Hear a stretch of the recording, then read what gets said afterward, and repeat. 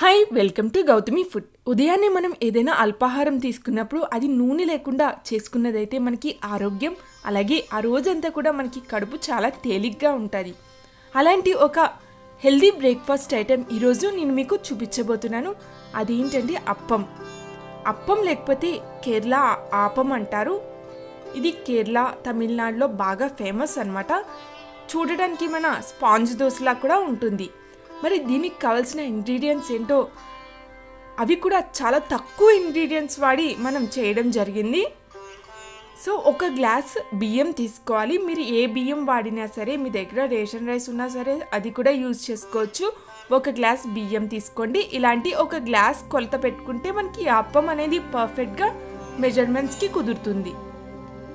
దీంట్లో చాలా తక్కువ మినప్పప్పు, అంటే ఒక గ్లాస్ బియ్యానికి 2 టీ స్పూన్ల మినప్పప్పు వేసుకోవాలి.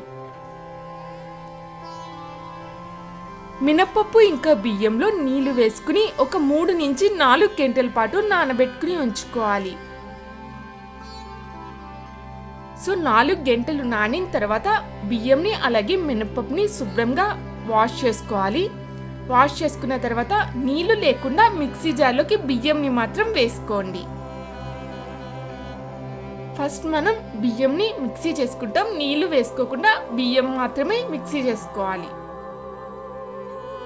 సో ఇలా బరకగా మిక్సీ చేసుకోవాలి.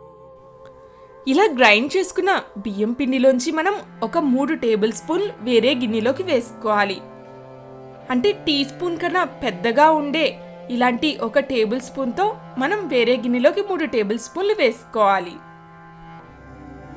బియ్యంని మాత్రం మనం ఈ విధంగా నలిగేలా మిక్సీ చేసుకోవాలి. ఇది కాస్త బరకగా ఉండాలి.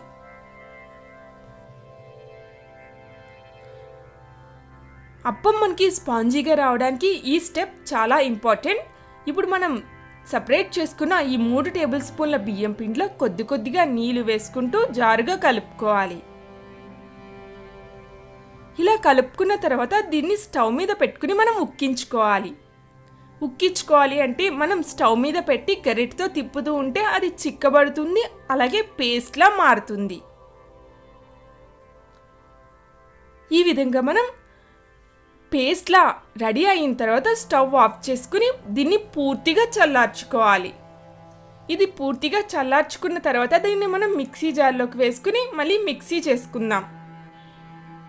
ఇప్పుడు మనం అది చల్లారిన తర్వాత ఈ బియ్యం పిండిలోనే మినప్పప్పు అలాగే మనం ఉక్కించి ఉంచుకున్న బియ్యం పిండి మిశ్రమాన్ని కూడా ఈ మిక్సీ జార్లోకి వేసుకోవాలి.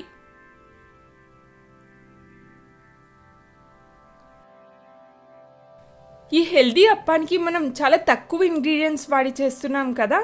మరి దీని తర్వాత మెయిన్ ఇంగ్రీడియంట్ ఏంటి అంటే కొబ్బరిపాలు. చిక్కటి కొబ్బరిపాలు 1/2 గ్లాస్ వేసుకోవాలి. మనం ఏ గ్లాస్ కొలతతో అయితే బియ్యం తీసుకున్నామో అదే గ్లాస్తో 1/2 గ్లాస్ వేసుకుని స్మూత్ బ్యాటర్లా గ్రైండ్ చేసుకోవాలి.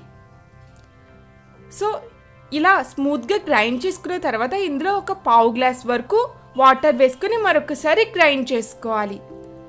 పిండి అనేది ఇలా ఉండాలి. అప్పం పిండి ఇలా స్మూత్గా జారుగా ఉండాలి. అంటే మనం ఇలా గరిటెతో పోస్తే పెనం మీదకి అలా పడేలా మనం గ్రైండ్ చేసుకుని ఉంచుకున్నాం. ఈ విధంగా గ్రైండ్ చేసుకుంటే మనకి పర్ఫెక్ట్గా స్పాంజ్ అప్పాలనేవి మనం తయారు చేసుకోవచ్చు. ఈ రుబ్బుకున్న పిండి మిశ్రమాన్ని వేరే గిన్నెలోకి ట్రాన్స్ఫర్ చేసుకోండి. సో ఇప్పుడు మనం 2 మార్గాల్లో ఈ అప్పంని రెడీ చేసుకోవచ్చు. ఒకటి ఇన్స్టెంట్, ఇంకోటి పులవబెట్టడం ద్వారా. ఇన్స్టెంట్గా అప్పటికప్పుడు అప్పం వేసుకోవాలి అనుకున్నప్పుడు మీరు రుబ్బుకున్న అప్పం పిండిలో ఒక ఈనో ఫ్రూట్ సాల్ట్ సాచెట్ని కలపండి. ఇక రెండో మెథడ్ ఏంటంటే మనం పులవబెట్టుకోవడం. మనం ఇడ్లీ దోశల పిండిని ఎలాగైతే పులవబెట్టుకుంటామో అదేవిధంగా ఈ అప్పం పిండిని కూడా రాత్రి అంతా పులవబెట్టుకుని ఉంచుకోవాలి. నేనైతే సెకండ్ మెథడ్ అంటే పులవబెట్టడం అనే ప్రాసెస్ని ఫాలో అవుతున్నాను. ఒక రాత్రి అంతా పులవబెట్టిన తర్వాత పిండి కూడా బాగా పులిసింది, మీరు చూస్తున్నారు కదా. సో ఈ పిండిలో మనం కొద్దిగా ఉప్పు వేసుకోవాలి. ఉప్పు వేసుకుని బాగా కలిసేలా కలుపుకోండి.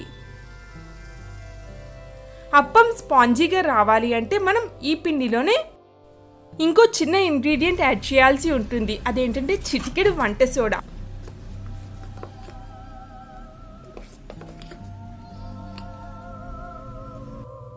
ఇప్పుడు పెనం వేడి చేసుకున్న తర్వాత గరిటతో మనం అప్పం పిండిని ఈ విధంగా వేసుకుని అంటే ఒక రౌండ్ షేప్ వచ్చేలాగా స్ప్రెడ్ చేసాం. మరి మనం దోశల్లో స్ప్రెడ్ చేయాల్సిన అవసరం లేదు. మూత పెట్టుకుని మీడియం ఫ్లేమ్లో కుక్ చేసుకోవాలి.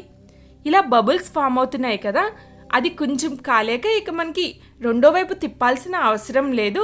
మనకి స్పాంజీగా పర్ఫెక్ట్ అప్పం అనేది రెడీ అయిపోయింది. ఈ విధంగానే అన్ని అప్పంలు వేసుకోవచ్చు. మనం దోశలా స్ప్రెడ్ చేయని అవసరం లేదు. చూస్తున్నారు కదా, ఇలా మనం అప్పం పోసి అది రౌండ్ షేప్ వచ్చేలా స్ప్రెడ్ అయితే సరిపోతుంది. ఈ గుంటలే మనకి అప్పం స్పాంజీగా వచ్చిందనడానికి ఎగ్జాంపుల్. చూడండి, పర్ఫెక్ట్ స్పాంజీ అప్పం అనేది రెడీ అయిపోయింది. కొబ్బరి పాలు వేయడం వల్ల మనం అప్పం వేసుకోవడానికి నూనె కూడా వాడాల్సిన అవసరం రాలేదు. మరి నేనైతే ఈ స్పాంజ్ అప్పంని రెడ్ చట్నీతో సర్వ్ చేసుకున్నాను. టేస్ట్ అయితే చాలా బాగుంది. మీకు ఈ వీడియో నచ్చితే లైక్ చేయడం, షేర్ చేయడం, సబ్స్క్రైబ్ చేయడం మాత్రం మర్చిపోకండి.